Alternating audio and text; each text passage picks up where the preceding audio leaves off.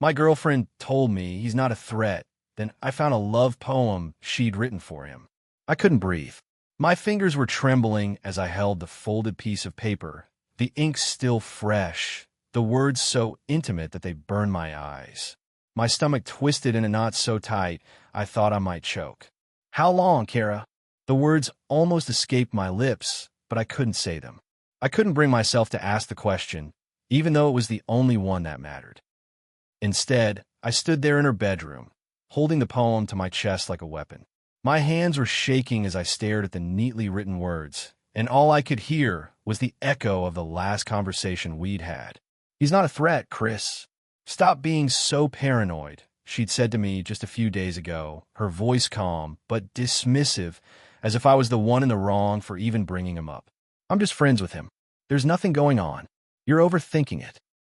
She had laughed, her lips curling in that way she always did when she thought I was being unreasonable. And, stupidly, I believe her. I trusted her. I wanted to trust her. But here I was, standing in front of her desk, staring at the poem she'd written for him. Not for me. For him. We've been together for nearly 2 years. Kara and I met through a mutual friend at a party, and honestly, I thought I had hit the jackpot. She was smart, funny, effortlessly charming, and she seemed genuinely interested in me. There was this natural ease between us that made me feel comfortable in a way I hadn't experienced with anyone else.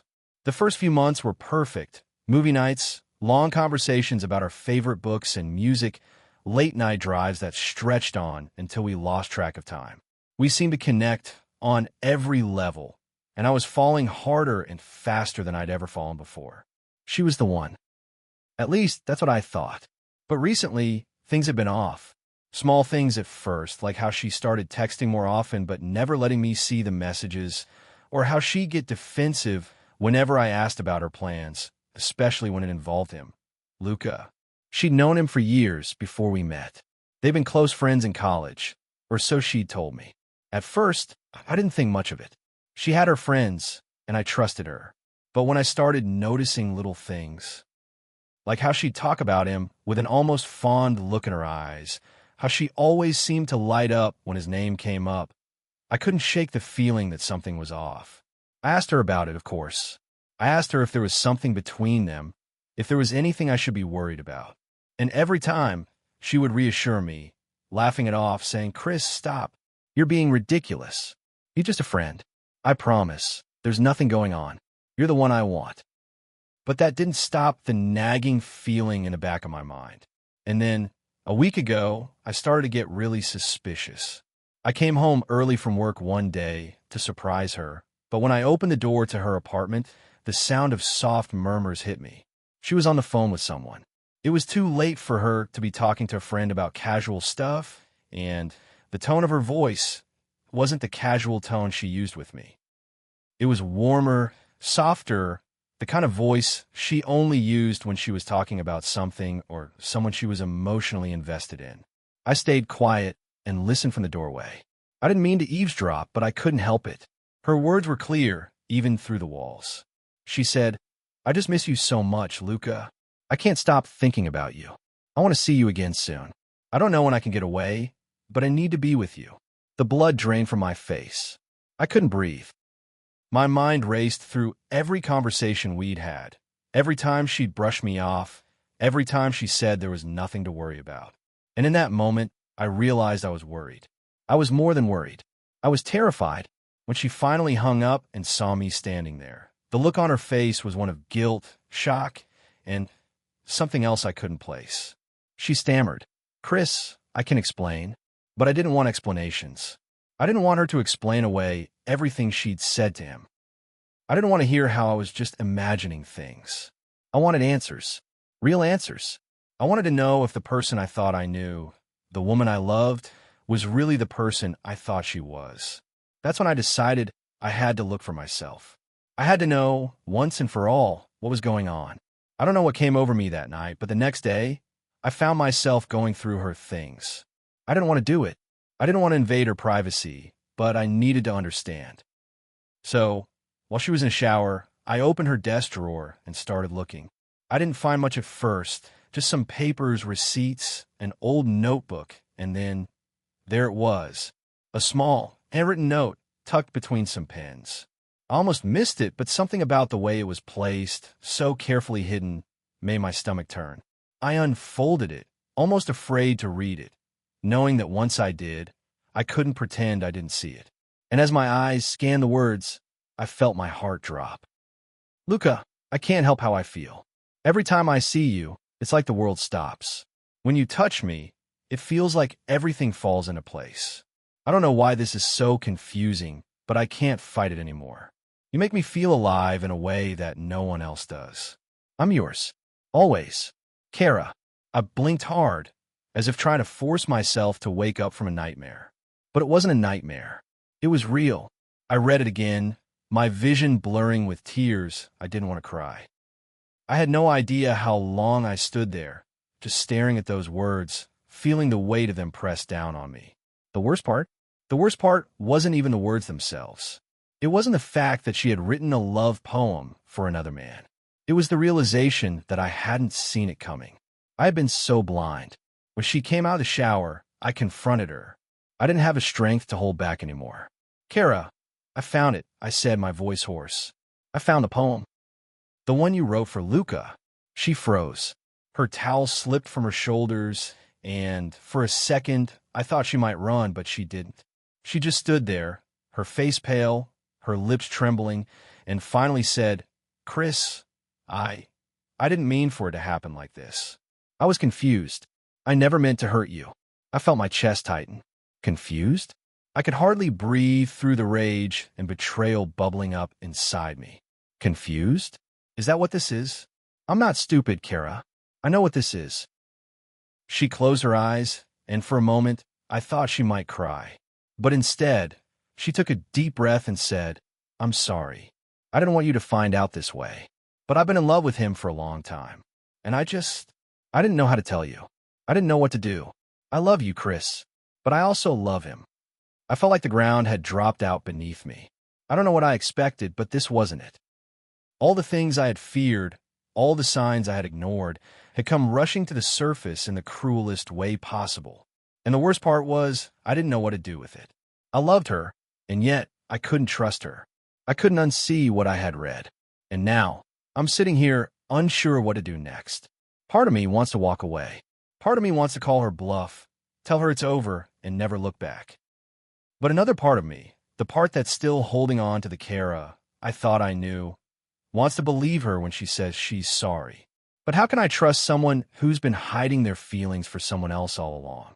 So here I am, torn between the love I feel and the betrayal I can't escape. And I have no idea what to do next. Part 2. I didn't sleep that night. I couldn't. I kept replaying the moment she said, I love you, Chris. But I also love him. If there's a sentence designed to hollow out a person, that's the one. I lay awake on her couch because I didn't have the strength to go home, feeling like my chest had been carved open. I kept waiting to wake up, to realize this was all some screwed-up dream. But every time I closed my eyes, I saw her standing there in that towel, pale, trembling, telling me she loved another man. Around 3 a.m, I got up and started pacing. I opened the fridge, even though I wasn't hungry. I held a bottle of water without drinking it. I kept walking over to her desk, staring at the drawer like the letters might multiply overnight. I couldn't stop imagining her writing that poem, lighting a candle, picking out the perfect words, feeling something deep and romantic for him that she clearly didn't feel for me anymore. When the sun finally started creeping through the blinds, I felt like I'd aged 10 years. Kara came out of her room slowly, like she wasn't sure if she was allowed to exist in the same space as me. Her eyes were red and puffy. Chris, she said softly, you can't just not sleep. I stared at her, my voice flat. You slept. She winced like I'd slapped her. Barely. Please, can we sit down? I didn't want to sit. I didn't want to talk. But I also didn't want to fight. I felt too hollow for anger. So I nodded and sank onto the edge of the couch while she sat in the chair across from me, the chair she always curled up in when we watched movies. For the first time since I'd met her, she didn't curl up. She sat stiff and upright, hands clasped tightly together. Chris, you deserve the truth, she began. I let out a humorless laugh. Well, that's new. She flinched, but I didn't apologize. I wasn't in the mood to soften anything for her. I didn't cheat, she said quietly. Not physically. I need you to know that. That's not the relief you think it is, I said. You still wrote him that poem. She nodded, tears welling in her eyes. I know. I felt something for him that I didn't want to admit. He's always been this unresolved thing in my life, and I thought I had moved past it, but when he came back around, I cut her off. You could have told me. You could have said you were struggling. Instead, you lied. Repeatedly. She didn't argue. She just stared down at her hands and whispered, "You're right." Those two words hit me in a strange way. Not comforting, just empty, too late to matter. It's weird how people talk about heartbreak like it's sharp, like a stab or a punch. Mine felt like a dull ache, a heaviness behind my ribs that wouldn't go away. After we talked, I finally went home. The second my apartment door shut behind me, I just stood there, staring at the wall, realizing how much of my life had revolved around her without me even noticing. I kept expecting my phone to buzz with a message from her. Something like, "Are you okay?" or "I'm sorry." But the silence stretched into hours, then half a day. And in the quiet, all I could hear were the things she'd said, all the things I had ignored. I ended up calling my friend Mark, someone I hadn't talked to in months because, if I'm honest, Kara didn't like him. She said he was too cynical and made her feel judged. The second he answered and heard my voice, he said, "Dude, what happened?" I told him everything. The poem, the phone call, her confession. I left nothing out, even the humiliating parts, like how I'd stood in the living room, shaking like a leaf with a stupid handwritten poem in my hand. He was quiet for a long moment. Then he said, "Man, I'm sorry. That's brutal. But you can't go back there." I knew he was right. But knowing the truth and accepting it are two very different things. Part of me still wanted to fix it. Part of me still wanted to hear her say, "I choose you. Just you." But she hadn't said that. She said she loved us both. And that wasn't a triangle I was willing to live in. A few days passed without contact. I kept thinking she'd show up at my door or send some long, emotional text.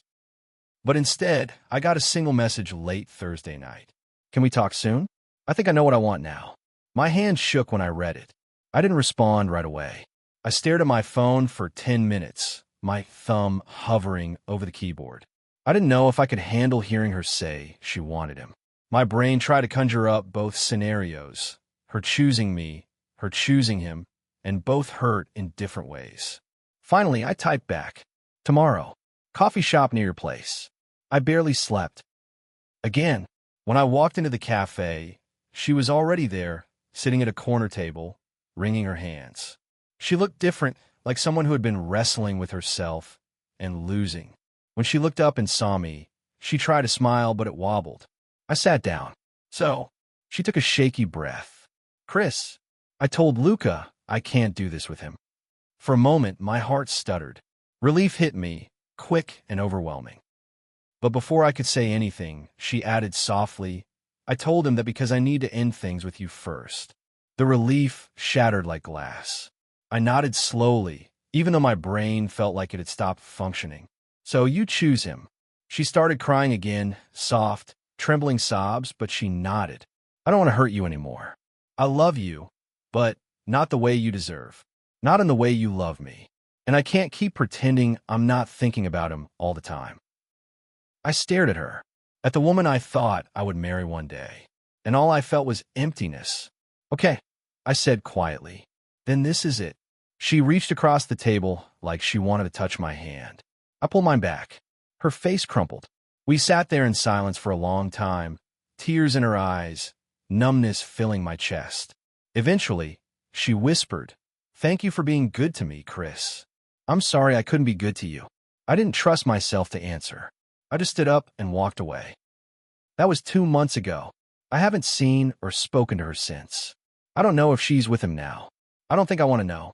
For a while, I felt like I was walking around with a hole punched through me, like someone could look at me and see straight through my chest. But slowly, very slowly, I've started to feel like myself again.